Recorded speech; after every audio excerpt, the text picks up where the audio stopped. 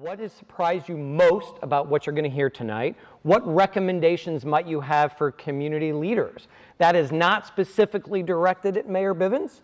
That is however you see community leaders. And then how might the information that you learn in this presentation change your approach to improving this community? I also need to thank Dr. Wells. She joined the United Way Board of Trustees a couple years ago, and we appreciate the guidance that you provide United Way as we are now singularly focused on making sure children in this community are on track by 3rd grade. And this is why. Our origin story, by the way, started in Denver in the 1880s. As settlers were heading to the Pacific coast, as young women had delivered babies or had gotten pregnant in that journey, they were being left behind in Denver. There were no government programs, there were no nonprofits, and it was the faith community that came together to serve those vulnerable families. 140 years later, we are still serving vulnerable families. But the research is clear. Children who can't read proficiently by the time they get into 4th grade are really going to be in a world where they are constantly behind. Half of the children now in Franklin County are in a district that is not meeting a standard expectation to get to proficiency. This is what our entire business model now is. There's 3 pillars. We have a guiding coalition that includes school district leaders to ensure that we are bringing the nonprofit sector into the school community in a thoughtful and appropriate way. Currently, we have 75 funded nonprofits serving 100 programs in those 6 school districts entirely focused on the wraparound needs of those vulnerable children and families.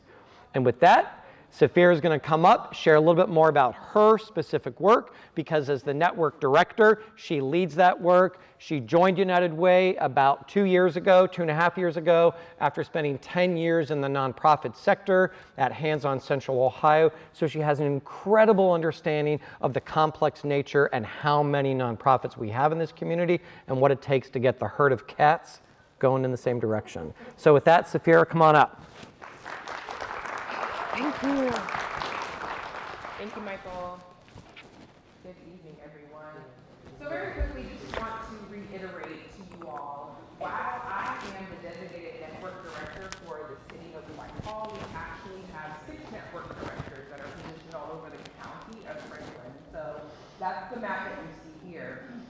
Originally, when we first started having these conversations, we reached out to about 16 districts that were scoring 75% or below on the proficiency test, and these 6 were the ones that said, yes, we are in, we really want to invest in our students and see what success by 3rd grade is all about. And so what drives our work is we have 3 core indicators. 3 minutes. Child well-being, safe and supported at school, and home and family stability. And a part of each of those are ways in which we can emphasize our work. So, for example, with child well-being, really focusing on social and emotional learning for students. How can they de-escalate? How can they regulate their own feelings? And having the resources to do that. And so we partner with community network, a community network of partners, for example, the Ohio Guidestone or Buckeye Ranch, that focuses their expertise on that particular detail and can work with students specifically. For home and family stability, right now we know we're going to have a conversation on housing, and so addressing that issue that can limit students' participation and their attendance in school, which we know if students are not coming to school, they're not able to learn. So if we're able to address that barrier before they're even getting to a classroom, we're able to focus on their matriculation. Even further, we have 4 focus areas. So after meeting with Dr. Wells and other superintendents and other leaders in the community, these are the areas that seem to rise to the top, that transition from preschool, pre-K, early childhood, into kindergarten. What we recognize is that the 2 systems weren't necessarily speaking to each other, and so that handoff from an early childhood education space into kindergarten, students were struggling and there were challenges. And so what we've been doing lately is hosting convenings where we're bringing together the early childhood centers, we're bringing together the kindergarten space and saying, hey, what is it that we can do to help assist you? what are you seeing in students that are coming into kindergarten, and what are some resources or support that could be utilized as students and families are transitioning from the pre-K early childhood space. Interrupted learning is also another space that we're focusing on. So we recognize that students are sometimes having challenges coming off of the summer break into the school year. So providing those summer resources, whether it's enrichment materials, etc., so that families and students can really focus on that during the summertime. Here you'll see the kindergarten readiness scores. The most recent is to the far right, the 23-24 school year. While we have made improvements in Whitehall, I have to say we have to give ourselves a round of applause. We went from 13% to 17.6%. While it's a small increase, if you're coming in, it's an increase nonetheless. So our students, our families, and our teachers are really doing the work. Here you'll see our third grade reading proficiency. In the orange, those are the non-participating districts, and then in the blue, you'll see the participating districts. So again, referencing those districts that we are specifically working with right now with Success by third grade, you'll see that Whitehall is at 37%, but I know that we are working towards increasing that year over year. And that was 21. So, as I mentioned, there are 6 of us in each of the districts in which we are stationed. So, my job, my role is to really be that liaison between the city and district of Whitehall, United Way, our 75 funded partners, and other community partners that are on the ground, boots, doing the work, and have that expertise. So, for example, if there was a need that one of the administrators in Whitehall said, "Hey, Saphira, we're doing this event. Are you able to support?" Sure, how would you like support? You need books. Great, I have tons of resources and contacts I can reach out to have them donate books so that every student that participates in the event walks away with a handful of books. So really tapping into those community resources. Here you'll see that our goal, one of our metrics, is to cut the proficiency gap in half. So again, between the non-participating districts and the districts that we are working with. So over time, we want to eventually see that gap decrease. Another area that we're focusing on is the quality of life indicators. So those things that are affecting students, again, before they even make their way into the classroom, whether that's housing, food insecurity, whether that's transportation, things of that nature that, again, are impacting their lives before they're able to even get an education. All of this work that we do cannot be done alone, and so we operate using a collective impact model. As Michael stated, we bring together a coalition of individuals, whether it's government, nonprofit, even corporate donors, to help us move the needle, push our work forward, and again, address those challenges that families and students are having here in Whitehall. Wanted to provide you all with a couple of actions that we've taken place here in Whitehall over the last couple of years. I worked very closely with Ms. Tracy Colson on creating and editing an attendance plan. So to have a more consistent process over and across the district in terms of how are we looking at attendance, how are we tracking it, what is the data showing us. One of my favorite events, though, is the literacy initiative that we did last year. It was a 6-week initiative where we focused on literacy as well as attendance. So each week, students were encouraged to participate in an activity, showcase it, and promote it on social media. And at the end of that, for those that had healthy attendance, they were incentivized and were able to receive different gifts and prizes. We also had guest readers come in. About 75 plus guest readers from the community right here in Whitehall came out and read to students as a celebratory event for that final day. And again, we would not be able to do the things that we do if it weren't for all of our community partners. Here are a few of the wonderful community partners. I know some are in this room right now. And so again, if it weren't for the partnerships and collaboration and convening of these partners with United Way and the district, again, the work that we do would not be possible. I will turn it back over to Michael. Thank you so much. Thank you, Saphira. You're welcome. I was hanging behind Saphira so my lapel mic could pick up her voice for the recording, just so you knew that's why I was standing there. All right, so I'll always use this grounding quote from a longtime Chicago Tribune columnist when he says, "Our dilemma is that we hate change and we love it at the same time. What we really want is for things to remain the same but get better." I don't think there's a quote that summarizes what's happening in this town better. It is a very exciting time to be in Columbus right now. There's a lot of energy about the future of this city, but that energy is not felt evenly by all. And so I think the challenge is there's a lot of people in the community that look at the growth of our region, whether it's Intel or a Honda EV plant or a new drone manufacturer, that all of this economic development success is causing our housing prices to go up. And so could the trajectory of our city be benefiting some while it might be hurting others? Sure. And that's what we're really going to unpack tonight. This is what's driving it. We've added nearly 280,000 people in Central Ohio since 2010, while the rest of the state has lost 15,000.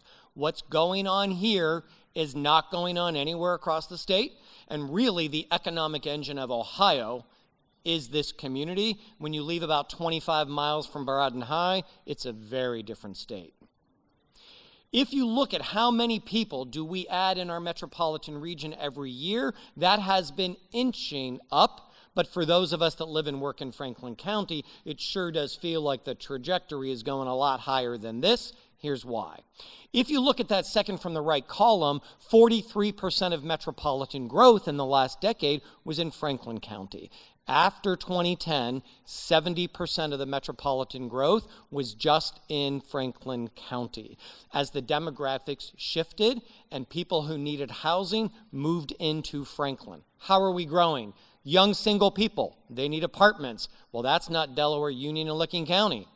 We're adding seniors. They need more appropriate housing for where they are in the life cycle. That's not big houses on large lots in Union, Delaware, and Licking County. And we've been adding new American families. And they need inexpensive, larger housing because their families tend to be larger. That's also not in the suburban counties. So as the demographics of how we're growing shifted, that moved inward. Said a different way, since 2010, 73% of Ohio's population growth is just Franklin County. The city of Columbus ended the decennial census at 906,000 people. It was the fastest rate of growth in 70 years, measured numerically. It was the largest increase in population in Columbus history. It is very weird that a Midwestern city saw its largest growth in the 2010s. We were, by the way, only one of a dozen American cities to gain 100,000 people in the last census. Columbus grew faster than every city you see on this slide. It is shocking that Columbus beat Houston and Nashville, Dallas, and Phoenix in our growth. Those metropolitan regions grew faster than we did, but their core central city did not grow as fast as Columbus. And if you didn't know this fun fact about Columbus, it was the first city to be created by an active state legislature to create a new community to be the state capital. And Columbus has done what? Been growing through annexation. So by the 1957, Whitehall was now surrounded by Columbus. It kept growing. And by the time we get to today, we got this crazy map. And Columbus is now the same land area as the city of Chicago. We are in 3 counties, and of the 16 school districts in Franklin County, the city of Columbus is in 11 of them. Whitehall is very unique because it is only Whitehall, Bexley, Grandview, and Arlington, where the municipal boundary and the school district boundary are the same. The rest of the city, people often don't know where they live, right? Oh, I live in Columbus, Texas, but I'm in Hilliard Schools, but I got a Dublin zip code, right? People have an identity crisis all over this town, okay? Oh, and by the way, we've also had this really weird thing going on. I don't have a clicker, but if you see the blue that goes under the word today, that's where Columbus wedged itself between Dublin and Hilliard. If you look at the top of that, just to the right of the Y in today, you'll see a sharp line, and then it goes kind of squiggly. That's Polaris. That's Delaware County, Olentangy schools. Every single person who works at the mall and IKEA and JP Morgan Chase pays all that income tax down to 90 West Broad Street, Columbus City Hall. If you go to the south of the map, that's where Columbus annexed down to get Rickenbacker. And you can't really see it, but there's a little line on the top right that heads over toward New Albany where the city of Columbus is 50 feet wide on Morse Road, preventing New Albany and Gahanna from touching. It is cray-cray. The reason why the city did this is by the end of World War II, Detroit, Cleveland, Cincinnati, they were already cut off from their suburbs. Columbus knew that suburbanization was going to happen. At least Columbus can capture that tax base. So if you look at the most financially secure American big cities, San Antonio's in first place based on their credit rating. Second is Austin, Texas. Columbus is in third place. This is a city that, like clockwork, keeps growing and adding that tax base. When we have a decade of growth that focuses on urban trends, Columbus does fine. When the trends are more suburban, Columbus does just fine. That is changing. Because in the last decade, Columbus barely grew. The annexation on the urban periphery has run its course. Mayor Coleman started with let's grow outward with a plan, inward with a passion. Ginther administration continues those policies, and in the last decade, we squeezed a heck of a lot of people into those existing neighborhoods. That's what's caused this I love change and hate it at the same time. What I really want is for things to remain the same, but get better. And now there's some vulnerability about what that change is doing. Right. Columbus is going vertical. Our land prices, our housing costs can justify this verticality. These are all current proposals either under construction or about to start downtown. You see it behind COSI on the Scioto Peninsula. It feels like every couple weeks there's another proposal for something in Franklinton. You see it happening in all of the in-town neighborhoods. It's changing the conversation around scale, density, parking, and the racial and economic identity of those neighborhoods. You see it in the suburbs. The picture in the top right is Dublin's Bridge Park. It replaced a single-story strip mall that had maybe a 15-year run. If you think of Dublin, it ballooned from 3,800 residents to 50,000 in a couple decades. It is a lovely community, just doesn't have a lot of diverse housing. So as people are aging in Dublin and their kids are gone, they no longer want those big houses in Muirfield Village and Tartan Fields. They're looking for convenience. That's Bridge Park. They want to go on 4 or 5 vacations a year, not have yard work, and they want to have restaurants right outside their front door. If you're young and single and haven't started a family, you're looking for all these 5- and 6-story buildings on the Near East Side and Franklinton in the short north. That's called lifestyle. There is nothing more complicated than convenience and lifestyle supported by demographic shifts, and it's reinventing the built environment right before our eyes. It's continuing. Dublin is looking at Metro Center. That was an office park that was built at 161 and 33 in the 1970s. It's run its course. They want to bulldoze it and build this in its place. Just a few weeks ago, on land next to the Ohio University in Dublin, just past Dublin Methodist, they want to take 44 acres and build this. Arlington took its shopping center at Kingsdale and reinvented that and went vertical. And I love this picture. Look at that house. Now, why did that person not sell when they had the chance? I was like, do you remember the movie Batteries Not Included? You know, I was like, good luck selling that lemon now. All right. Gahanna is expanding Creekside because they want to have a bigger downtown. Hilliard is building its own version of Bridge Park that's rising right now on 270. In the last election a year ago, there was a debate in Hilliard. The Republicans tried to position the Democrats running for office as the Columbus Hilliard people, and the Republicans were the Hilliard people. That if you elect the Democrats, they're going to let Hilliard look like the rest of the region and go density and vertical. The Democrats won that election. Hilliard has a more pro-housing policy now. Okay? And Whitehall is no different because demographics are shifting, and Whitehall is also looking at how does it respond to these demographic shifts? How does it build new kind of housing to respond to all of these changes? So now let's start at the bottom of this slide and look at that growth at 9.7%. That was how much the U.S. added in the previous decade. Then it slowed to 7.4%. That was the slowest growth in the United States since the Great Depression.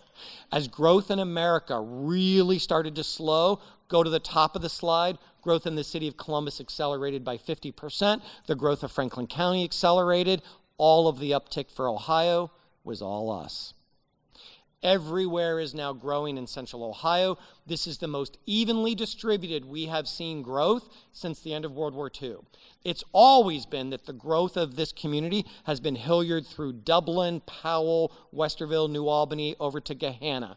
That is because we have never built wealthy or upper scale housing or office buildings south of downtown, because nobody wanted to ever go south of a center city, because industrial waste and sewage always flows south. So residential patterns in Midwestern cities always went north.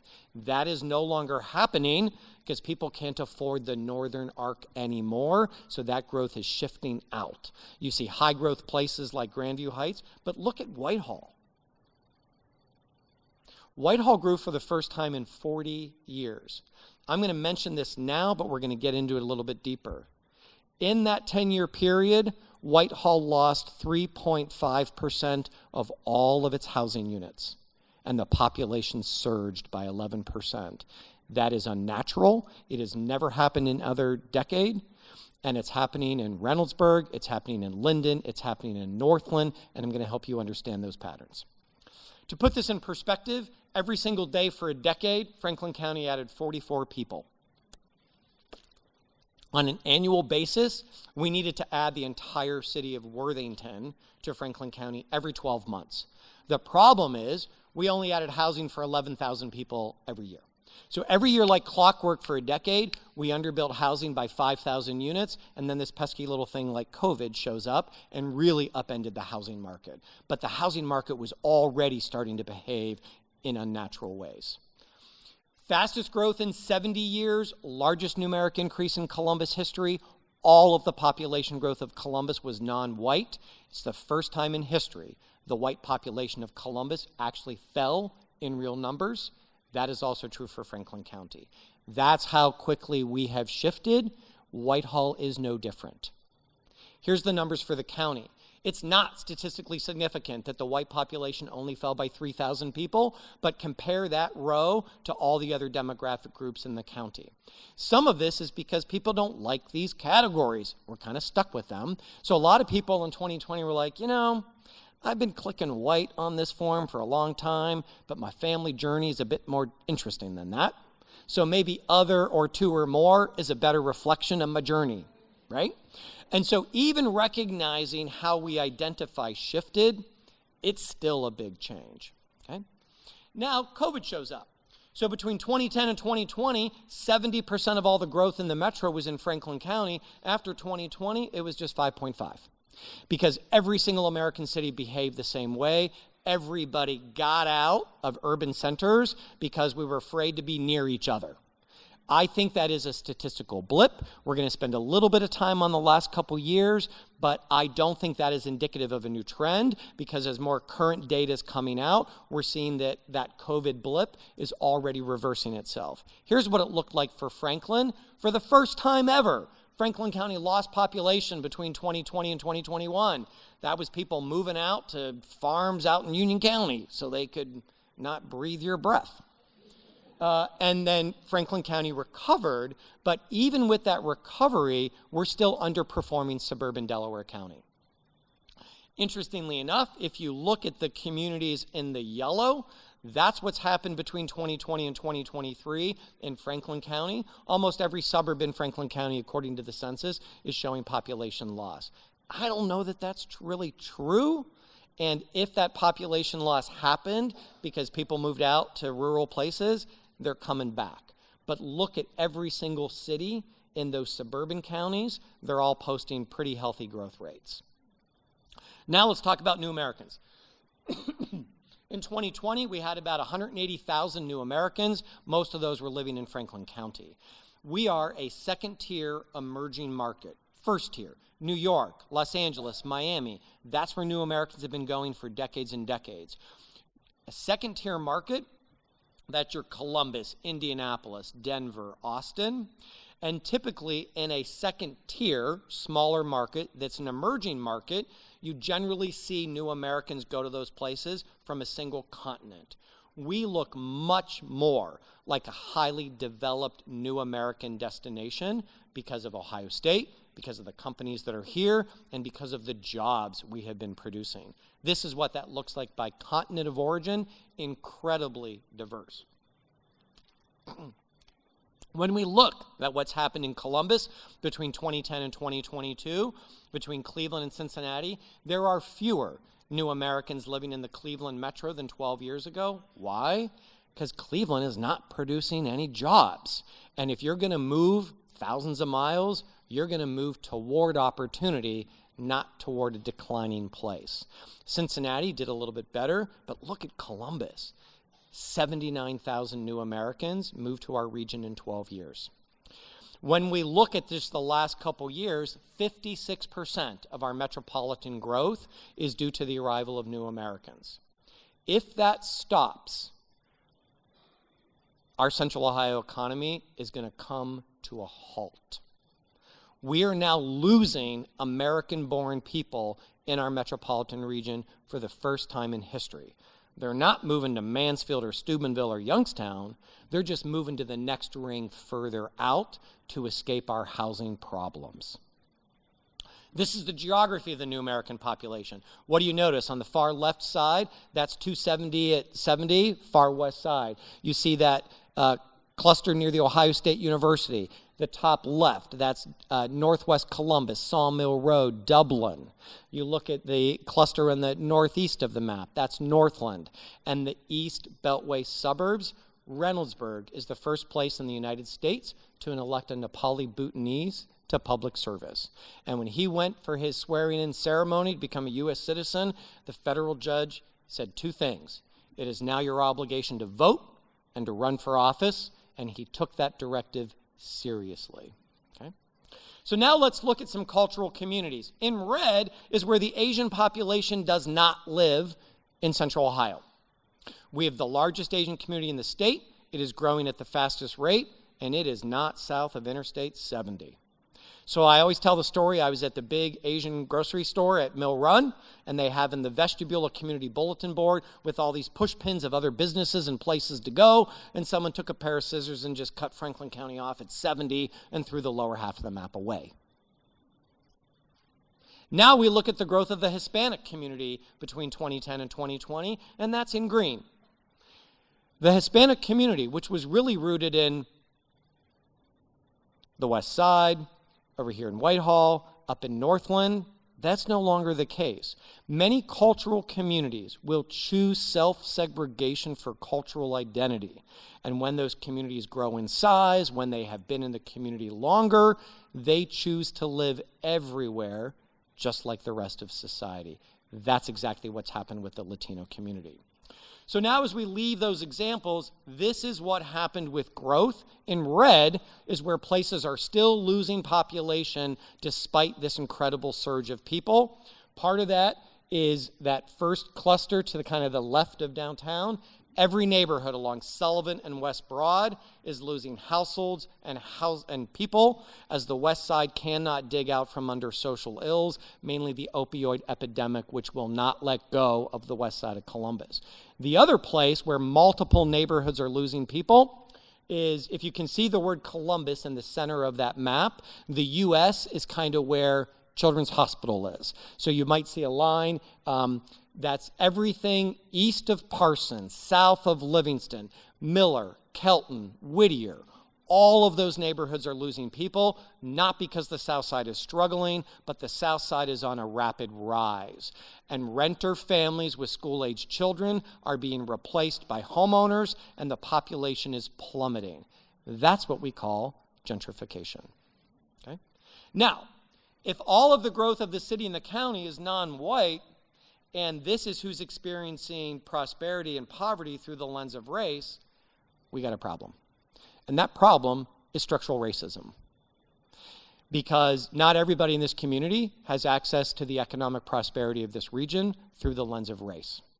Right at the very time our housing market just took off, the economic vulnerability of many households in our community are struggling, and I put that at the feet of structural racism and government policies that have marginalized and victimized communities of color, and I believe that is still happening, and we're going to get into that. So everywhere is getting more diverse. In green shows where diversity is on the rise. That's happening in urban neighborhoods. It's happening in the Beltway suburbs, not always in the same way. Everybody's getting more diverse. And despite that increase in diversity, we are not living in a racially integrated way. In red are all of the places where people live in racial isolation. I wish my clicker was giving a light on that. So where you see all that red in the bottom left of the map, that's all the farms south of Grove City. Very few people live there. You wouldn't expect that to be diverse. If you go to the far left, just left of Hilliard, that's the Battelle Darby Metro Park. That's a watershed. Very few people live there. You wouldn't expect it to be diverse. So what are the most racially homogeneous places in this county? Basically, where are the all-white places? They are German Village, Bexley, Grandview, Arlington, Clintonville, and Worthington. It is very interesting that racial homogeneity can be in the Columbus City School District, in the city of Columbus, but there is a commonality among the communities that are predominantly white. 5 of the 6 were built with redlining and restrictive covenants, prohibiting people of color to live there when they were built, and 80, 90 years later, those communities are not budging.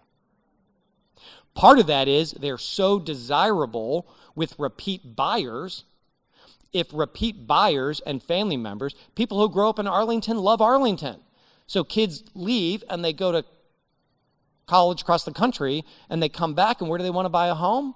Where they grew up, where mom and dad still live. So Arlington's going to look like what Arlington has always looked like. But look at Dublin in the top left, New Albany in the top right. Dublin and New Albany are very racially, linguistically, and culturally diverse because they've been built entirely after fair housing laws. The zoning code said we're going to make Dublin and New Albany wealthy, but as long as you can afford the house, come on in. Dublin schools are only 59% white. It is the most racially diverse school district. That is one of the highest performing districts in the state. Okay? And we're going to get into New Albany in just a second.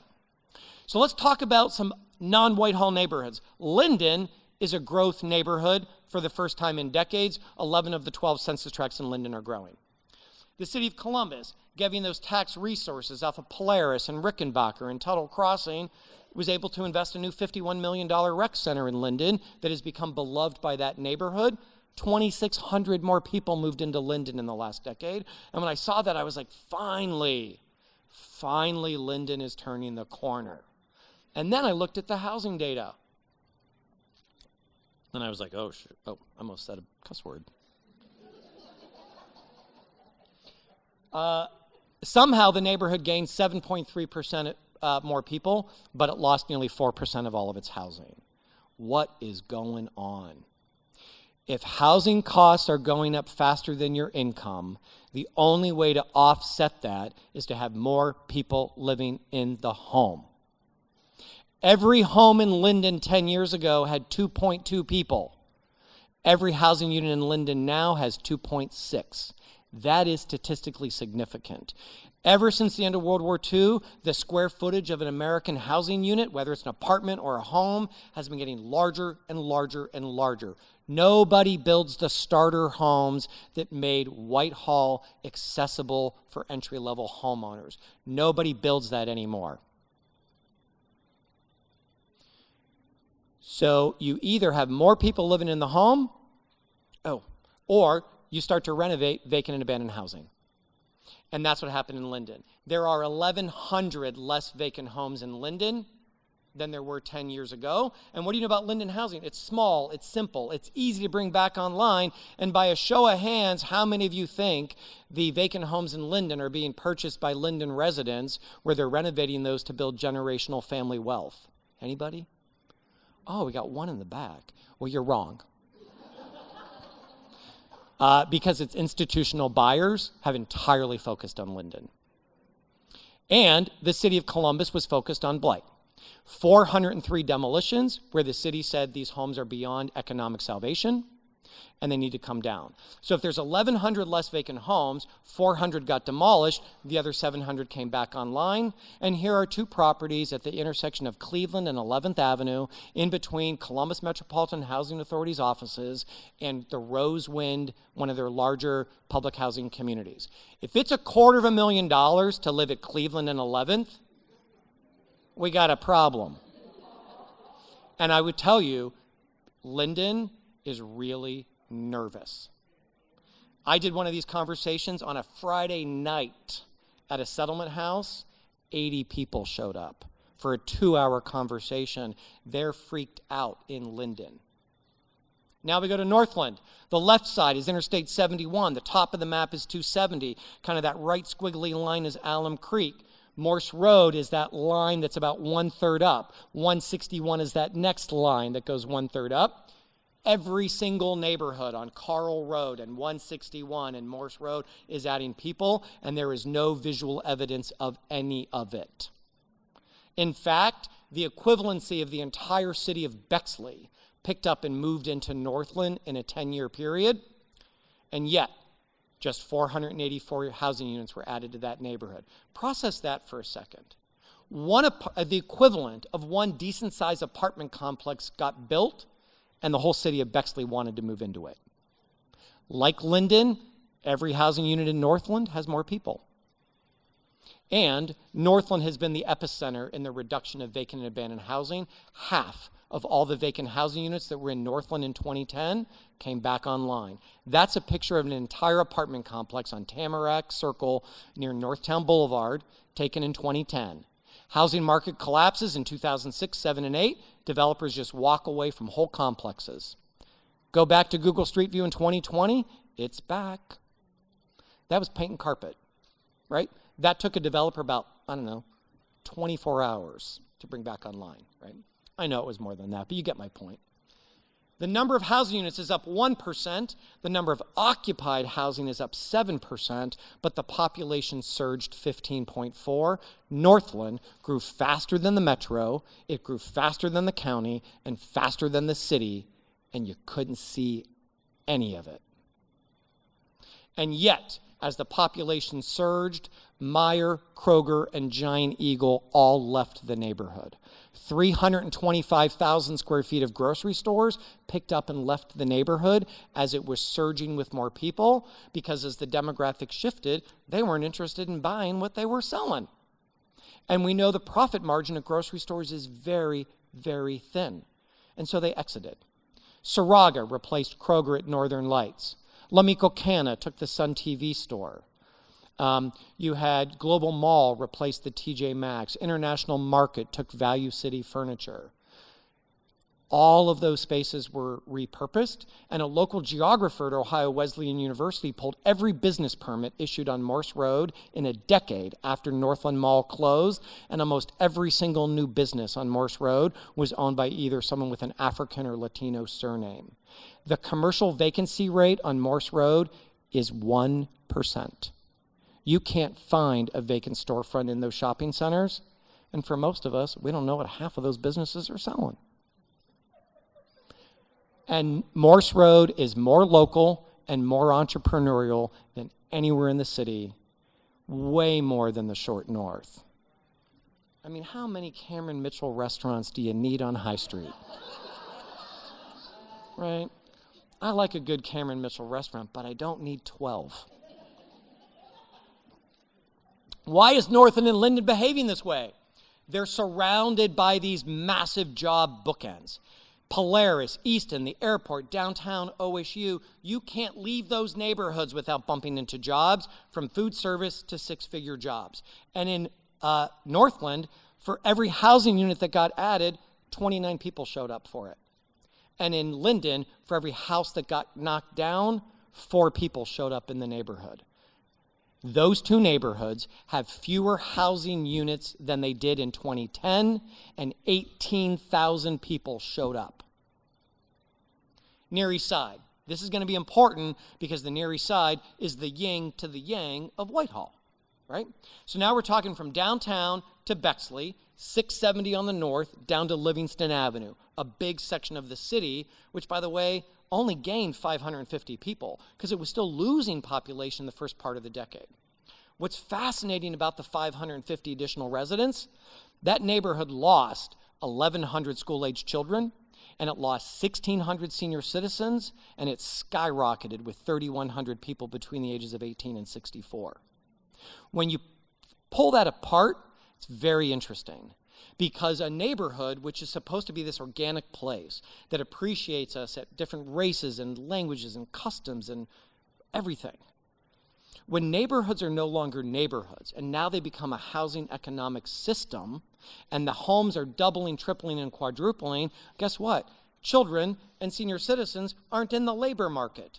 So they can't contribute to what is now an economic system.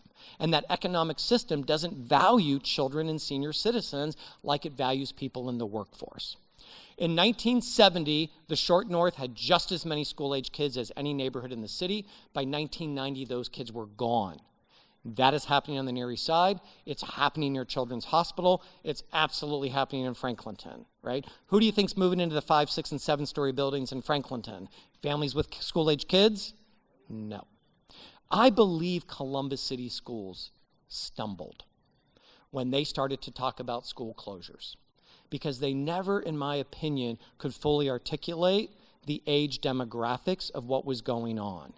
If you really unpack the urban core of Columbus, I don't think we're going to have any school-age children within 3 miles of Broad and High within 20 years. The schools in the central core of the city are becoming very quiet buildings and very expensive for Columbus City Schools to operate, and the schools on 161 are at full capacity. So a lot of people are like, why are you closing schools? The city's booming. Yeah, but the Near East Side and Children's Hospital area has 20% fewer kids between 0 and 5 than it did 10 years ago. And so as those, babies and toddlers move through the neighborhood, those schools are going to get even quieter. Okay?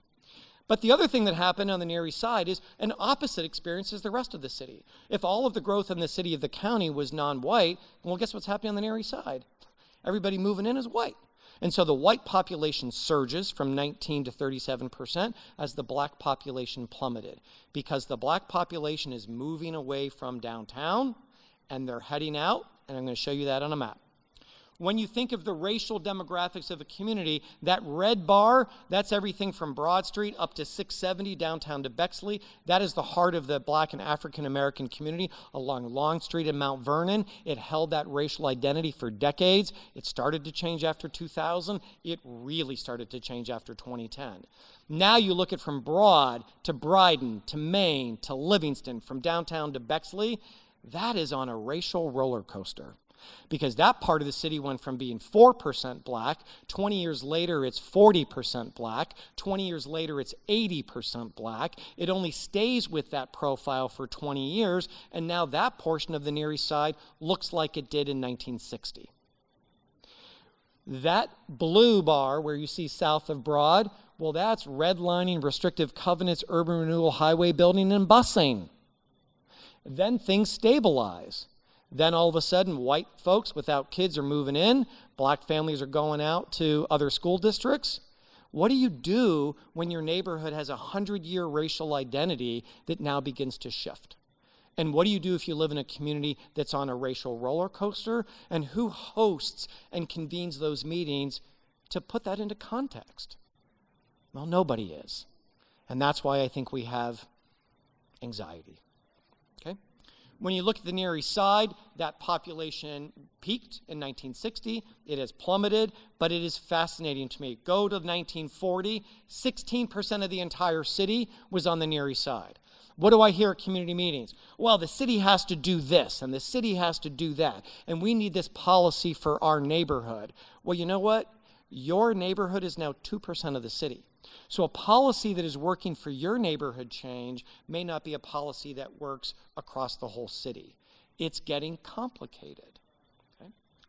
So what happened on the Near East Side? Look at that. Just like Linden, just like Northland, 1/3 of all the vacant housing came back online. As housing consumers couldn't find housing anywhere, they started to gobble up vacant lots and vacant houses wherever they can find them. And in the Near East Side, that's 1,200 less vacant homes. And ding, ding, ding, just like Linden.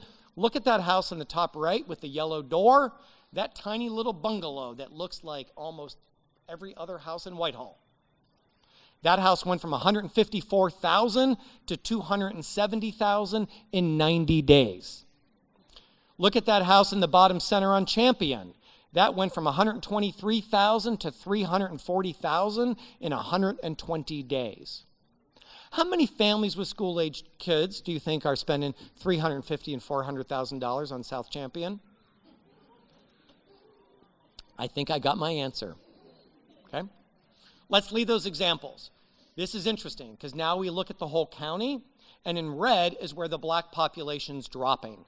And the black population after 2010 really started to leave the urban core because people are trying to escape the surge of housing costs in Franklinton and Children's Hospital, the Near East Side, and the University District. So they're moving up and out. Largest drop in the black population was in Franklinton. Those are two pictures taken in the exact same spot 10 years apart. The decade began with CMHA's Riverside Bradley. 10 years later, it was Casto's River and Rich, and the black population in Franklinton fell 61%. I think you're going to notice that change. Here is where the black population's going. This is a development by M.I. Homes called Upper Albany West. It is in the city of Columbus. It is attached to the city of New Albany. More black African-American households moved to those 3 census tracts in far northeast Columbus, touching the city of New Albany, than anywhere in the region. There is the great black middle and upper class black community is in a rapid move to northeast Franklin County. That is part of history. Here's where the black population lived in 1960. Almost all of it was between downtown and Bexley, north of Broad, Long and Mount Vernon. Now we go to 1980. Not only was this the population growth of black Columbus, but what happened in 1973 was the desegregation case for Columbus City Schools. It was litigated for several years. The decision was to do busing. Busing was implemented in the 78-79 school year. And between 1973 and 1980, 37,000 children left the Columbus School District in 7 years. Many of those were picking up and moving out, staying in Columbus City. Oh, but now they're in one of those other 10 school districts that fall within the political jurisdiction of Columbus. Now we go to 2000, where the vast majority of black Columbus was still inside the Beltway, and here we have 2020. New Albany High School now has an official NAACP chapter and a second black student organization, as 10% of New Albany High School identifies as black. That is because of that great migration to northeast Franklin County. And what do you see up the center of that map? A very, very clear race demarcation line. That is the railroad track that you can see often along Interstate 71 from downtown to Polaris. Yes, ma'am. Yep. Well, that's good.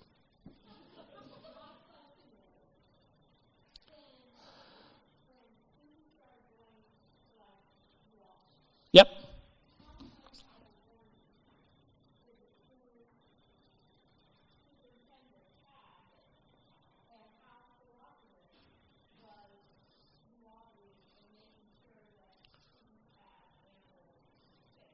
Can't answer that question for you because I don't have that relationship. We are going to have time at the end to do more robust conversation, so hopefully you can, yeah. Welcome to my talk. Right? There's a lot going on. Yep. Just hang in with us. Hang in with us. What is interesting about this map, I'm going to point something out.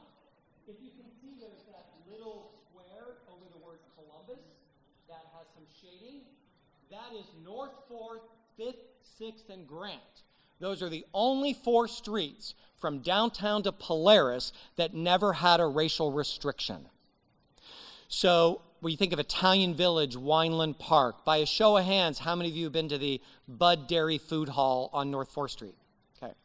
So Bud Dairy advertised a new soft drink in the Ku Klux Klan program brochure when they had their convention at the Ohio Fairgrounds on 11th Avenue. And, I'm getting there. And so the faith community in Italian Village in Wineland Park told their church members, don't go to Bud Dairy anymore. It was put Bud Dairy out of business when it was a dairy company. For decades, it's been durable slate. That happened in 1935. The reason why that was able to happen, one of the first examples in the United States of an economic boycott for racial justice, why did that happen there? Because North 4th, 5th, 6th, and Grant were the only racially integrated neighborhoods west of the railroad track. You might also notice about 2/3 of the way up that shading's not as dark. That is North Linden. That's the area around Oakland Park Nursery. And as housing consumers can no longer afford Clintonville, Beechwold, and Old North Columbus, they are jumping that race demarcation line and going into North Linden. And as they do that, some of those buyers are rebranding North Linden as East Clintonville. Okay. Now we look at what's happened with the white population since 2010 in red, significant drop in Northland, Whitehall through Eastland, and from Franklinton all the way out to the casino. We started the decade of 2010, 69% white. We ended just over 60% white. We are on track to no longer have a racial majority in this county by the end of the decade. Largest decreases in the white population were recorded in Whitehall, Eastland, and Northland. These are census tracts. Where's the white population headed? The Near East Side. The neighborhood with Longstreet and Mount Vernon Avenue saw the largest increase in white population. While the Near East Side has never been this racially diverse, the schools on the Near East Side are not budging. Because who's leaving the Near East Side? Seniors and kids. Who's moving in are white people without children. Okay. So now let's look at Whitehall specifically. Whitehall is experiencing this same kind of change. And when you look at Whitehall by census tract, of course, north of Broad saw significant population loss because a lot of the housing over there, the duplexes, right, came offline. But when you look at between Broad and Main Street, there was a lot of growth that happened in those neighborhoods. I mean, look at Census Tract 9230, a 27% surge in population, but that was not because of new housing. Here's what happened between 2010 and 2020 with the racial demographics of Whitehall.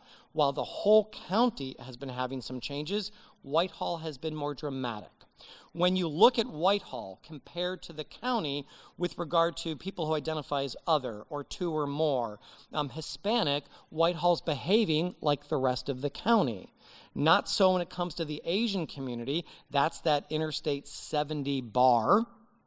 And then what you see with Whitehall was a more rapid change between white and African American. And diversity is clearly on the rise.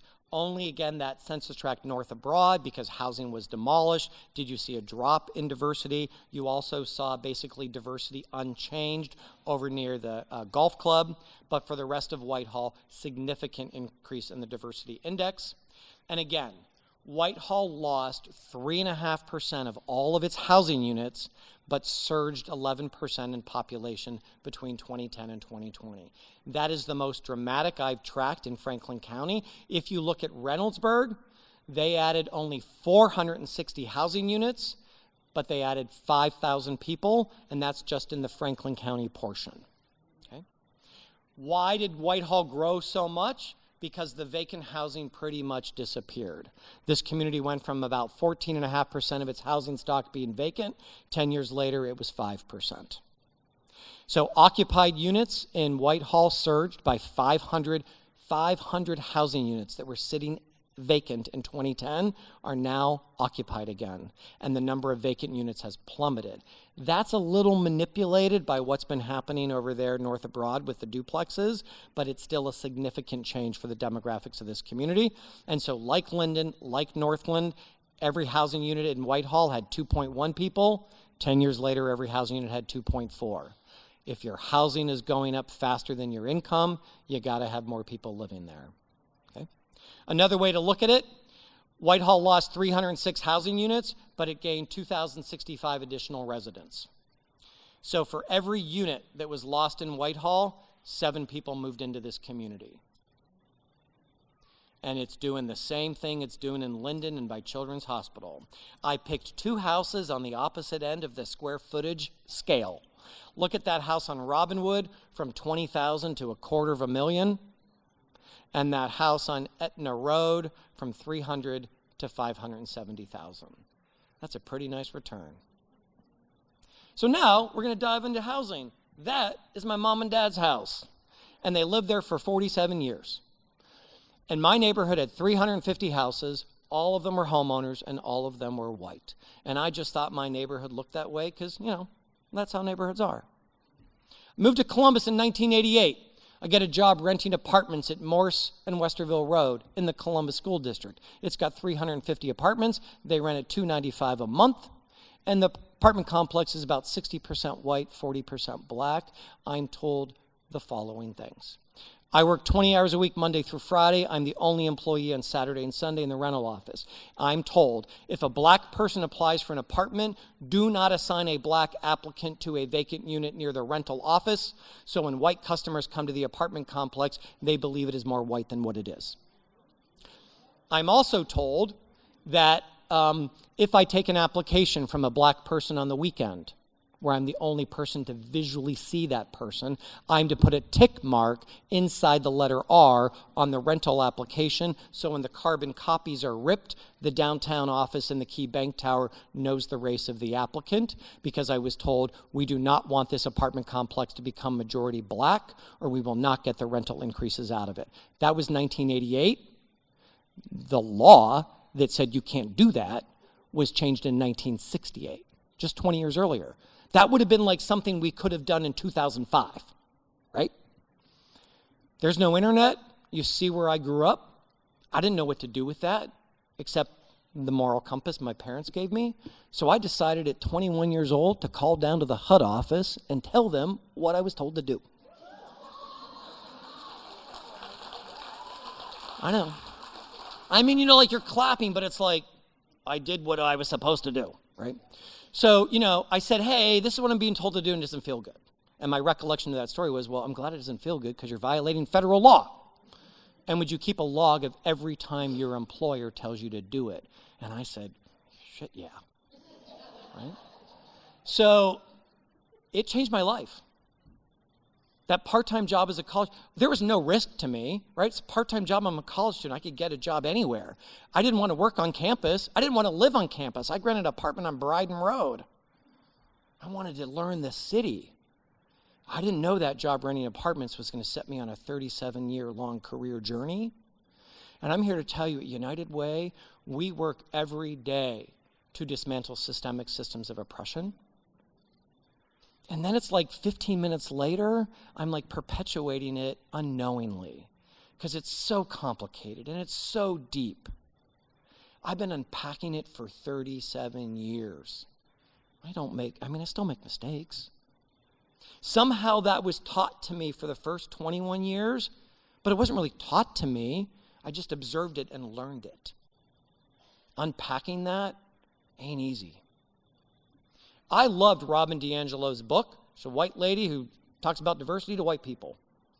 And I love that quote when she says, consider how we talk about white neighborhoods. They're good, clean, safe, desirable. Well, when we talk about Linden, what do people say about Linden? I don't know, it's dangerous, it's crime-ridden. So when white people jump that railroad track and they go from Clintonville to North Linden, no wonder they're calling North Linden East Clintonville. They want to rebrand that identity. Robin DiAngelo could also say she can look at property appreciation rates and she already knows what's going on with the racial demographics.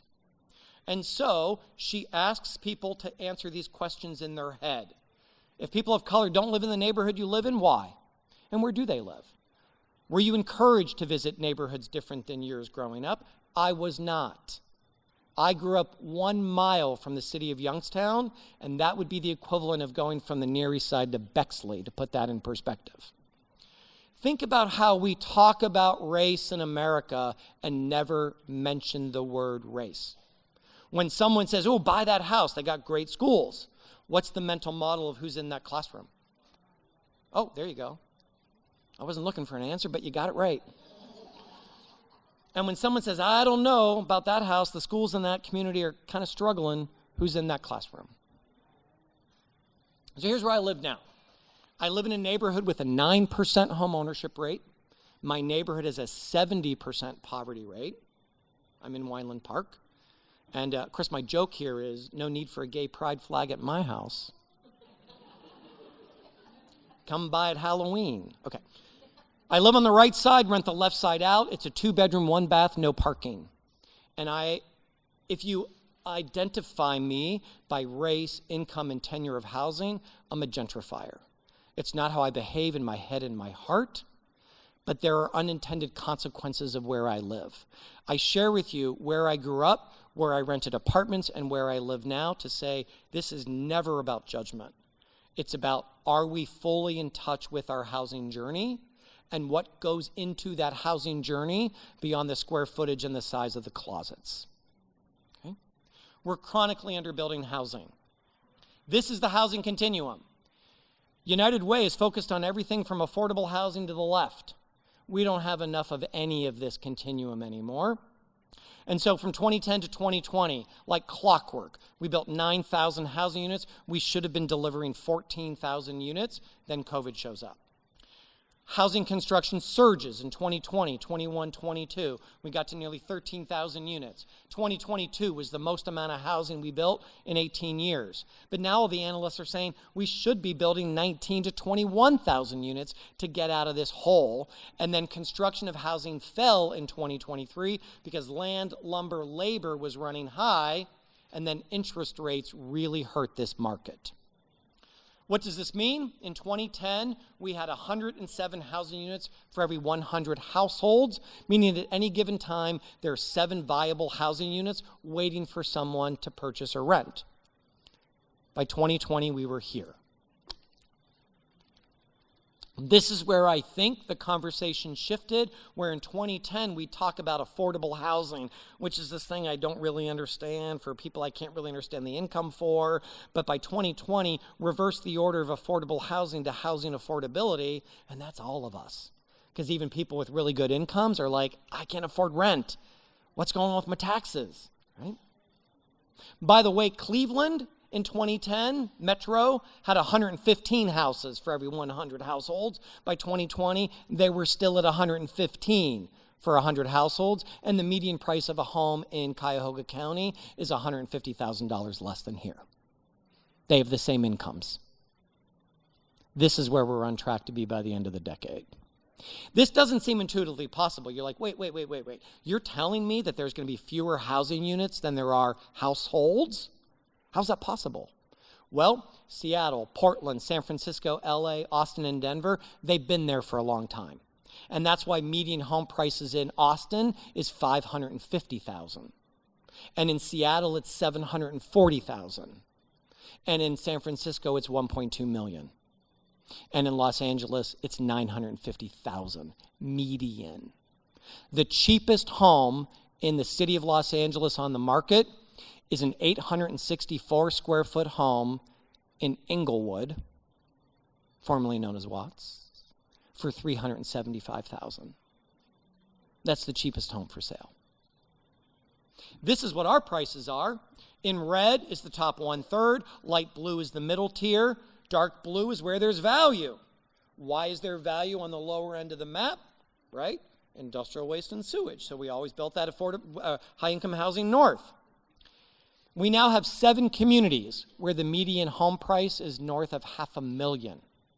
And those 7 communities now total 100,000 people. This is what Michael Stinziano, our county auditor, released with the property appreciation rates. The county went up 42%, but everybody didn't go up 42%. Look at Grandview Heights. They barely budgeted 17%. And oh my goodness, look at Whitehall. Well, guess what? If the population goes up 11%, but you lost 3.5% of your housing, no wonder your home values jumped 68% in 36 months. Look at Hamilton Local. So the most economically vulnerable households and communities have been rocked by a shifting valuation pattern This is interesting. That's fascinating. Because now we remove political jurisdictions. Now we're looking at a dot map of just appreciation rates by block, by neighborhood. And what do you notice about this map? There's really not any blue all the way up the center of the map. That's High Street. Because High Street, from the south end of the county all the way up to Polaris, every neighborhood on both sides of High Street, from top to bottom, is white. And those white neighborhoods have always gone up in value every single cycle. So when the growth of the region accelerates, that growth moves inward, we don't build enough housing, those institutional buyers are starting to look at the Columbus market and they're like, hey, Columbus is looking pretty good, right? Banking, insurance, government, university, and now it's a technology manufacturing center. I'm going to head on into Central Ohio and buy some houses. But I'm going to buy houses where there's some value in the market. So where do you see the dark blue? Well, northeast, that's Linden. Properties there went up 100% in 36 months. That other section of blue near center to the right, that's south of Children's Hospital, where properties are doubling, tripling, and quadrupling, and the population is plummeting. That other collection of blue in the center, that's Franklinton. The decades of appreciation that those neighborhoods never got, they started to get it overnight. It is only because of redlining, restrictive covenants, urban renewal, highway building, and busing that created the environment for that property escalation to occur. And so what I am telling you is that for decades, structural racism and government policies have devalued black and brown neighborhoods for decades. We stopped the policy, but we've never done restorative justice. So by not doing restorative justice, you just stopped the bad practice, but the inequity was there. So when the growth of the city accelerates, when that growth moves inward, and those institutional buyers want some value in the marketplace, black and brown neighborhoods. Black and brown neighborhoods are being victimized, just like they always have. But now, rather than those neighborhoods being pushed down by systems, those neighborhoods are being pulled up. But the victimization is still hurting the same people. Okay? I am really fun at parties. I'm going to end on a positive note. Okay? In 2023, we were the #1 market in the country for institutional buyers. Those people that were buying houses with cash with no inspection, they focused on a couple places. Neighborhoods that were between $200,000 and $300,000, black and brown neighborhoods, and Reynoldsburg, and 17% of all homes purchased in this community in 2023 were by an institutional buyer. So even if you were, oh boy, I'm getting riled up. Even if you were looking to buy houses near Children's Hospital or in Linden, you didn't have the opportunity. Because by the time you'd put in an offer, well, they don't want an inspection. And they got a cash offer. So good luck. What this meant is as recently as 2013, our housing costs, whether you're a renter or a homeowner, were 2.7 times what you earn in a year.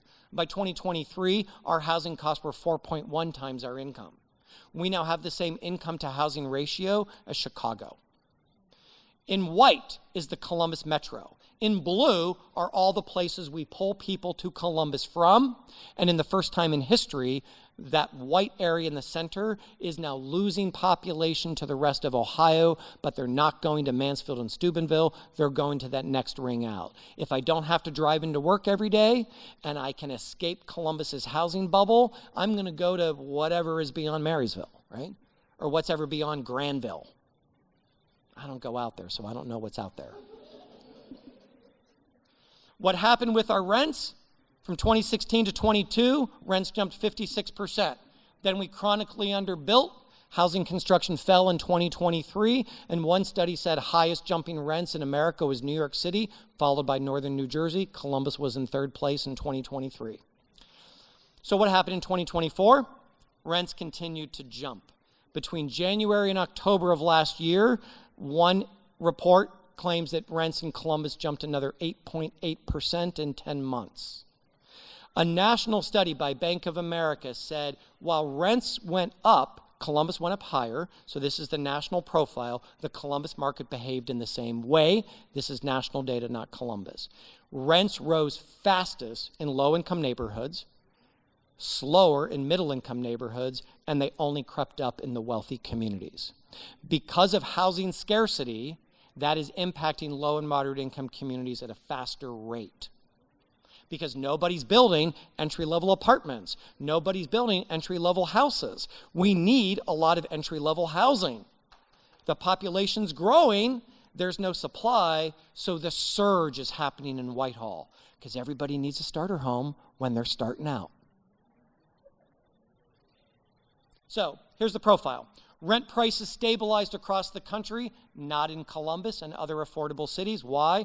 Because people are leaving the east and west coasts, and they're moving to the Columbuses and Charlottes and Denvers to avoid those costs. Rent increases are impacting low-income communities more, and our current housing shortage is absolutely contributing to the eviction and homelessness epidemic, and that's where we're going to go. If you look at the far left, eviction filings in Franklin County went from 15,000 to 25,000 last year. Writs of restitution, that's when a red tag gets on the door that says, you got to solve this housing problem or you're going to get set out. A set out is exactly what I mean. That's when you didn't solve the problem and someone's showing up to set your stuff out on the curb.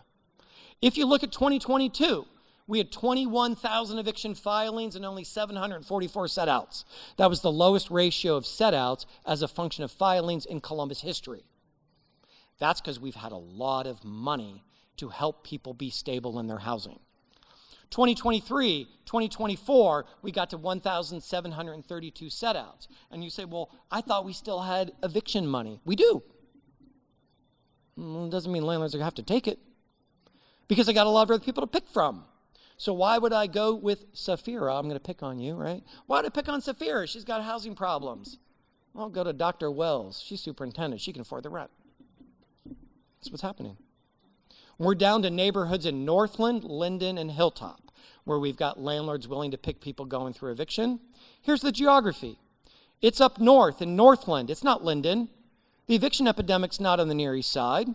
It's way out west at 270 and 70. And guess where else it is? Whitehall and Reynoldsburg, right? Last week, the city of Columbus unveiled the Eastland Community Plan to deal with what's happened on Hamilton Road, south of 70, where in 1979, that part of the city was 99% white. It is now 63% female-headed with school-age kids. Why are there no stores on Hamilton Road? And Morse Road is full of businesses? Because there's no disposable income on Hamilton Road south of 70. The number 1 and number 2 apartment complexes that evicted the most people are across the street from each other at Hamilton and Refugee. Nearly 9% of everyone who got evicted last year lived in those two places. City Attorney Zach Klein just filed a lawsuit against Edgewater Landing because 75 people are living in that apartment complex with no running water or electricity. That's called a mass relocation. It ain't the only one, because here's what's happening. As the housing scarcity has gotten so great, people are living in places that ordinarily wouldn't be occupied. So these 3 examples where government showed up to say, we have to mass relocate everybody in these complexes because there's no running water or heat. In the case of Colonial Village, which y'all know where that is, where is it? No, kidding. 550 households. In December 1st of 2023, the city of Columbus moved all 550 of those households out of that failing complex. And between December 1st of 23 and July of last year, the city of Columbus spent $7.5 million on hotel bills because there were no vacant apartments to move those vulnerable families into. And in the case of Colonial Village and Latitude 525, it's the same owner. So the city is now working on constant mass relocation plans. What else is happening? Renovictions. As those institutional buyers and developers look at the long-term trends of our region and the chronic underbuilding, they're coming in and they're buying apartment complexes that are good value. It's what I'm going to call, architecture that's not always like what James Howard Kunstler calls architecture unworthy of human affection. It's not new enough to be competitive in the housing market. It isn't old enough to be ready for the gentrifiers. And that is where low and moderate income people are moving as they're being pushed away from the center, and those institutional buyers are coming right into those places. Remember that apartment complex where I was marking applications 37 years ago? Well, that's the picture in the middle of the slide. Because 37 years later, people living in that apartment complex are still being victimized.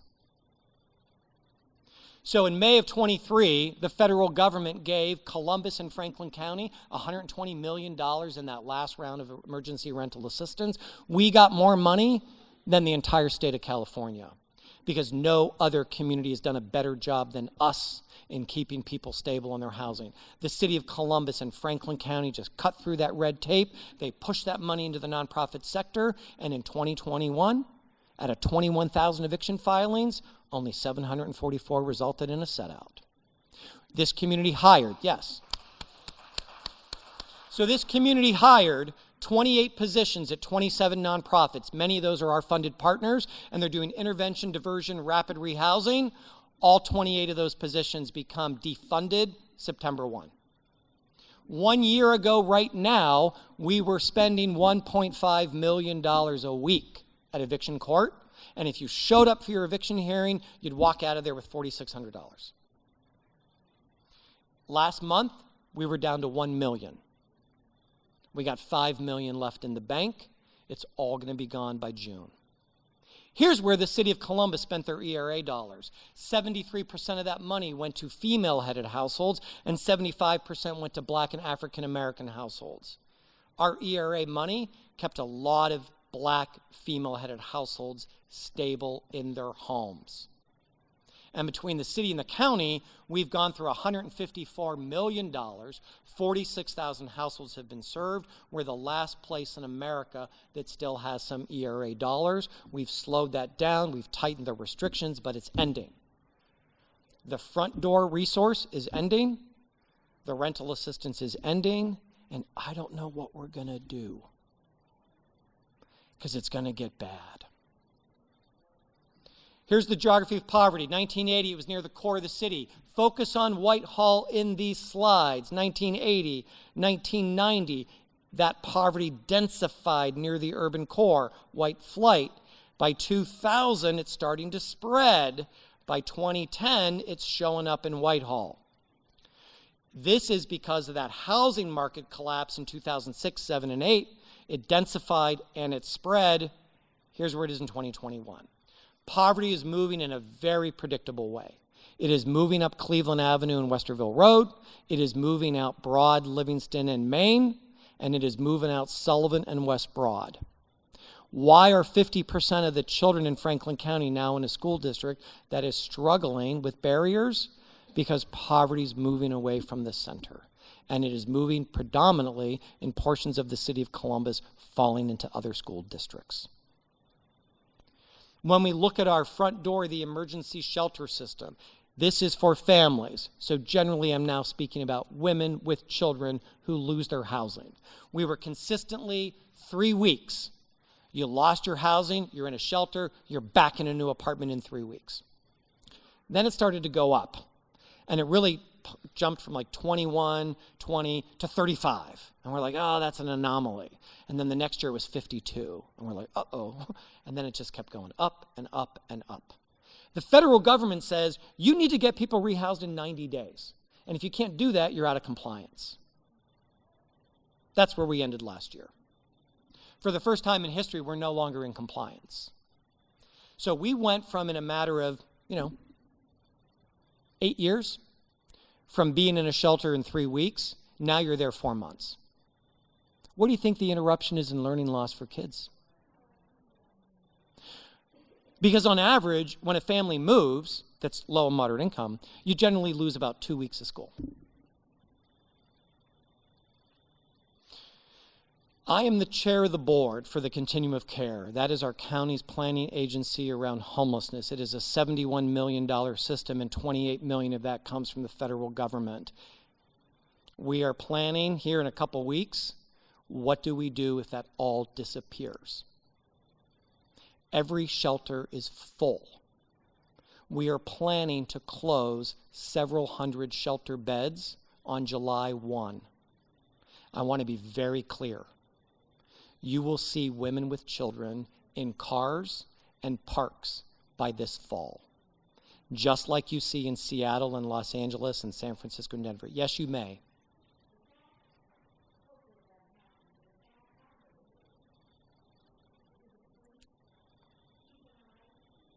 Did you say do the police? That's a whole nother presentation, but I can tell you this. Columbus police are very good to work with, and we have a community of empathy. In Newark, Ohio, right down the road, homelessness is illegal. If you are caught sleeping outside, you can be arrested. I don't think that's going to happen in Franklin County. But as Matthew Desmond wrote the book Evicted and Poverty by America, he says, do not be convinced that the moral compass of your community is any different than the moral compass in Los Angeles and San Francisco and Seattle. It's amazing what you'll be willing to look away from. We are projecting homelessness to increase 63% in the next 36 months if the federal government keeps funding stable. If it ends, you're probably going to see homelessness jump maybe 400% in the next couple years. We may never recover, just like Seattle and Portland and San Francisco and Los Angeles. They will never recover. The region's going to continue to grow. We're seeing this change, right? Bigger buildings getting built next to single-family homes. But yet, this is all I hear every time I go around the community. The things I hear at public meetings about why someone doesn't want housing built for someone else gets crazy. I live in a neighborhood, 91% renters. Developer wanted to build a 7-story building right by Bud Dairy on North 4th and 5th Avenue at the intersection of the 9th and 11th most heavily trafficked bus lines. My neighborhood's 9% homeowners. The neighborhood commission that decides housing is almost entirely homeowners. Here's what I heard at the public meeting. You can't build apartments that close to a school. Like, what? You can't build apartments that close to a park. Oh my God, if you build an apartment building there, I'm not going to be able to ride my bike in the bike lane. All over the city, what do I see? Hold on. All over the city, I see anti-housing signs. Sharon Woods, stop short-term rentals. I could actually get behind that one. Stop the rezoning on Sinclair between Morse and 161. Preferred Living was the developer. In German Village, they hired attorneys. They blew up inflatable whales, and they went down to city council, and they tried to block a luxury apartment building to replace the closed Giant Eagle on Whittier. Why did the Giant Eagle close in German Village? German Village has half the population it had a couple decades ago as people started to connect multiple cottages, and there's no families with kids. And when you're a single person living in a $900,000 cottage in German Village, you're not there very often. So you're not going to the grocery store very much. And then these two besties live in Berkshire Township. A developer, and you need to do the math in your head, a developer was proposing 91 houses on 88 acres.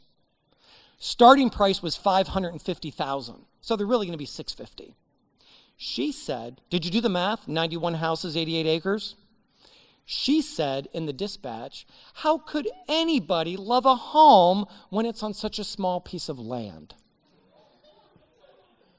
The husband, Ding Dong 2, said, we don't want those people living next door to us. They'll just be transients. Say again? Yep. So when the voters of the community went to vote on that proposal, 76% of the voters said no to the housing proposal, and that site can never be zoned for housing. If you can vilify a $500,000 home on nearly an acre, all of us are villains. Stories need victims and villains, right? Are you going to fight the villain or empower the victim? Here's a sign in my front yard. Density means diversity. Apartments are awesome. People over parking. The city just approved a 13-story apartment building 2 blocks from my house. Oh, and by the way, there's 28 units on my quarter block, not one parking spot for us. I park in the street. This new 13-story apartment building has 435 bedrooms. It got approved with not a single parking spot. Not one. And I love it. It's on High Street, and the theory is we need to build the city that we want to be in the future, not the one we've had. And who's moving into all those places on High Street near Ohio State? I don't know. They're coming from LA and New York and Bangalore and Shanghai, and they don't have cars. And why should we spend $40,000 a parking space in a structured garage pushing up the rent of units on High Street when that developer needs to take the risk? And the developer says, I can find 435 people that want to live next to a movie theater and a grocery store and a 52,000 person university and not have a car. It is complicated stuff we're talking about, and it's not. Because a home, just hold on, I'm going to get finished up here. A home is where a job goes at night. So we need 200,000 housing units. Columbus has committed 100,000 units. Pickerington, Reynoldsburg, and Hilliard have jumped onto a pro-housing platform. Other communities are kind of taking a wait-and-see approach, but they want to participate. So the city of Columbus, housing construction jumped in the city because of an incentive package, and in Columbus proper, nearly 30,000 housing units were built. 16% of them had an income restriction. That is the most amount of affordable housing built in the city of Columbus history. The city is birthing a regional housing coalition where Mayor Ginther is saying, we're doing everything we can, but we're only 42% of the metropolitan region. Everybody else has to do their part if we're going to get through this housing crisis. So here's what happened last year. Construction in Columbus proper went up 14%. The Franklin County suburbs, not so great. So where did developers go? They left the county, and they're going to those suburban counties where there is just not a sophistication of zoning and land use. And I think when those rural communities wake up to what's happening, they're going to put that not in my backyard, unwelcome mat out, just like some of these other places. So what has this done to our home price? Jumped $110,000 median home price from 2019 to 2024. And while home appreciation rates slowed nationally, Columbus appreciation rates continue to outperform the nation because of that scarcity. We're going to add 750,000 people by 2050. That's somewhat conservative, which means we got to build a lot more housing. It's got to be more compact, more dense, more diverse. High Street is kind of taking the brunt of that because it naturally makes sense. But so does a new town center in Whitehall, and so does a downtown in Gahanna, and so does repurposing land next to Ohio University in Dublin for a new mixed-use, higher density, walkable, transit-accessible community. So here's what the census tells us. Growth has been consistent with past decades, but it has moved into this county. Neighborhoods have been losing people, and communities like Whitehall are growing, whether you see it or not. Huge increase in diversity in the suburbs and suburban parts of Columbus. Huge increase in white households without kids are moving in. Black households with kids are moving out. All of our growth has been non-white. We don't build enough housing. What we do build doesn't line up with who we are. And I'm here to tell you, this housing cost burden, it is not going to go away. Here's 4 things that will leave you much happier. Link us. Interstate 270 was an idea someone wrote in a report in 1953. They started construction in 1962, it opened in 1975, and the Columbus Dispatch wrote an editorial about 270, and they called it the highway to nowhere. They said, now, why do we need a 55-mile-long highway that after an hour you just end up where you started? No one voted on it. It irrevocably reshaped the urban geography of our region, and it clobbered black and brown neighborhoods by opening up the countryside for unfettered development. That's Anita Ross-Vanis. She lives in Linden, works in Gahanna. She's a home health aide, makes about $14 an hour. A lot of people say, why don't more people take transit in Columbus? I don't know, ask Anita, because there ain't no dignity in the experience. Columbus has the first mile, last mile problem. So much of us were townships that got annexed in, and they don't look urban. They're rural, but we're not rural anymore. So imagine this on a rainy day or in the winter. How many times you drive around Columbus and a bus stop is a stick in the ground on a gravel berm? There isn't even where to sit. So we just passed Link Us. We're going to have 3 bus rapid transit lines, and one comes right through Whitehall. Going to come down East Main to Reynoldsburg, West Broad to the casino, and up Olentangy River Road to Bethel to Sawmill to Bridge Park and out to Dublin Methodist. And now they're studying a 161 corridor from Dublin to Intel. What is BRT? It is a double bus connected by that accordion strip. And what do you notice? There's a median. So when that double bus pulls into that median, all 4 doors open at once, and everybody exits those 4 doors and enters those 4 doors just like a subway train. And it's at grade. So that mom with the stroller that's struggling up the steps and then struggling with the fare box, or the person with the bike that's trying to get it on the front of the bus, and then once that happens, then you stop at the red light, all of that's gone. Because now that double bus pulls up, everybody just rolls right on from a platform onto that bus, and BRT gets advanced signalization, so they never get a red light. So now you have efficiency and you have speed, but Link Us was also 500 miles of sidewalks. It's a 50% increase in bus service, and it's also bike lanes and bike trails. I have to acknowledge my friend Gail Sanders, who worked on the campaign and got that passed. And then there's zoning reform. The city of Columbus said, we don't have the zoning for the city that we have become. Our zoning code was from the 1950s. It's really about the car. It's kind of racist. It's got to go. And so the city said, we're going to rezone 5% of the tracks. We're going to focus on these corridors where the transit is. And prior to July, the 140 miles in the city of Columbus, Main, Broad, Livingston, Sawmill, Bethel, Cleveland Avenue, Broad, High, were only zoned for 6,000 units of housing. They're now zoned for 88,000 units of housing. You want to build a 5 or 7 story building now in Columbus, you can get that permit from a staff member. You're not going to get caught up for years back and forth at a civic and an area commission and the development commission and city council. That is not how we should be building housing. More importantly for us at United Way is the SRO, single room occupancy. Think of the motel conversion, the closed Red Roof Inn. Think about back in the day when a senior citizen had a big old house and wanted to rent out those bedrooms for extra income. That has been illegal in every American city. Part of our current housing dilemma and homelessness is we don't have transitional housing. If we want to build a 1-bedroom, affordable apartment building by Community Housing Network or Community Properties or National Church Residences, those are coming in at $361,000 a unit for a 1-bedroom apartment. If we convert a motel, we can get that done for $130,000. Those are now allowed by right on every commercial corridor in the city.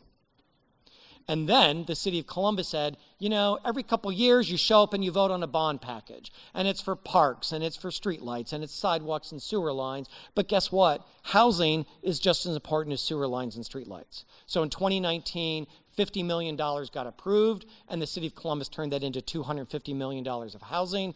And then by a supermajority in the fall of 22, the voters of Columbus turned over a $200 million bond package to the city of Columbus.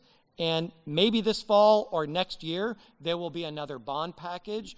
Carly Booz, raise your hand, who leads the Affordable Housing Alliance.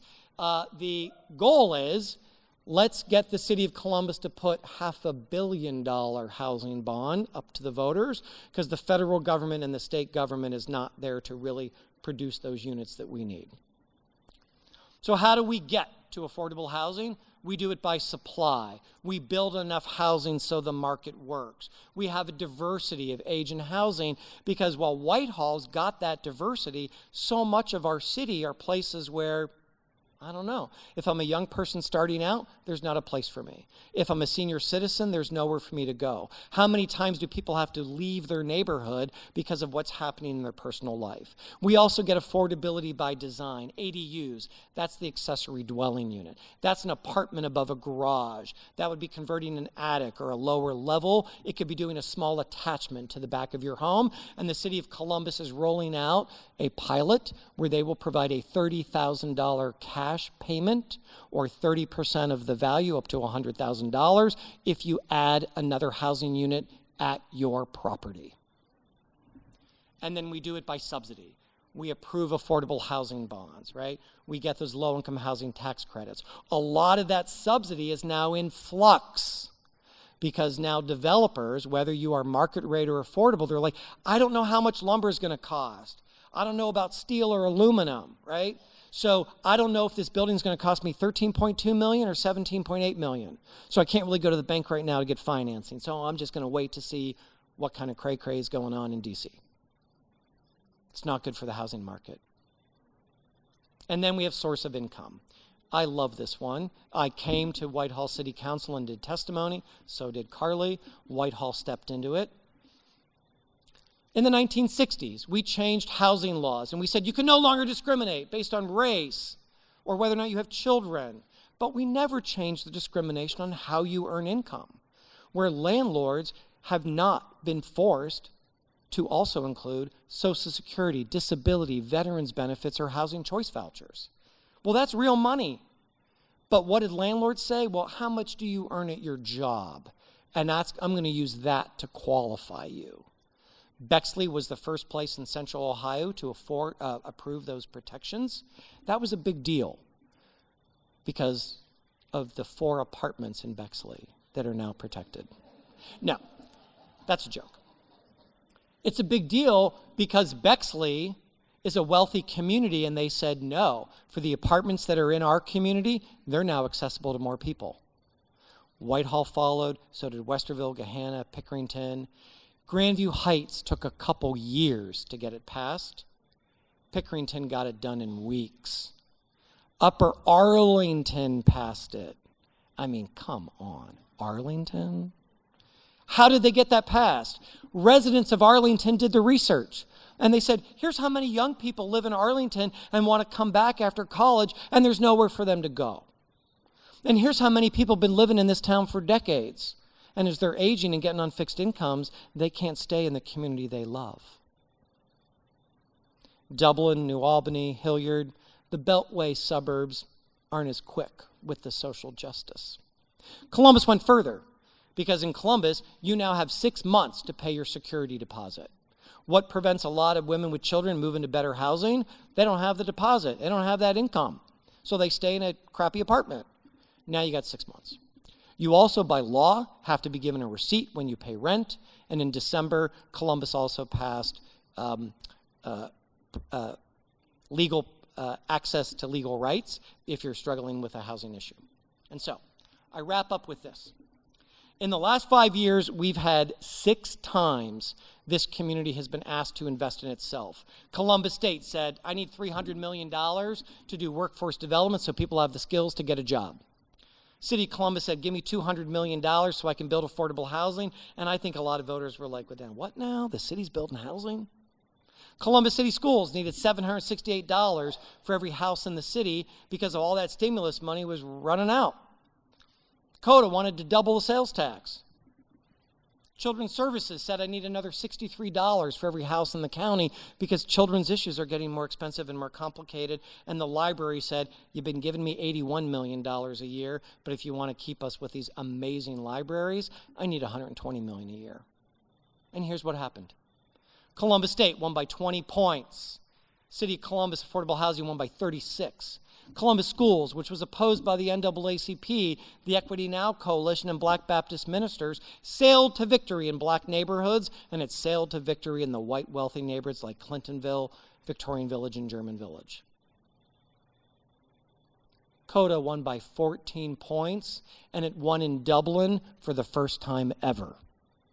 Children's Services won by 24, and the library not even close. I don't know that this has happened anywhere in the country. Double digits every time we're asked to invest in workforce development, housing, education, transportation, children, and reading, we say yes every time.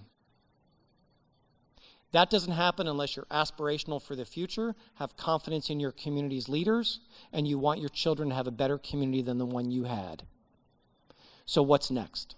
I believe there's going to be universal pre-K that we will decide as a community, and I have every confidence that there will be a new local dedicated revenue source to combat that homeless epidemic, and we will not become Seattle and San Francisco. And so with that, I went a little long, but I had a lot to say. And, oh, thank you.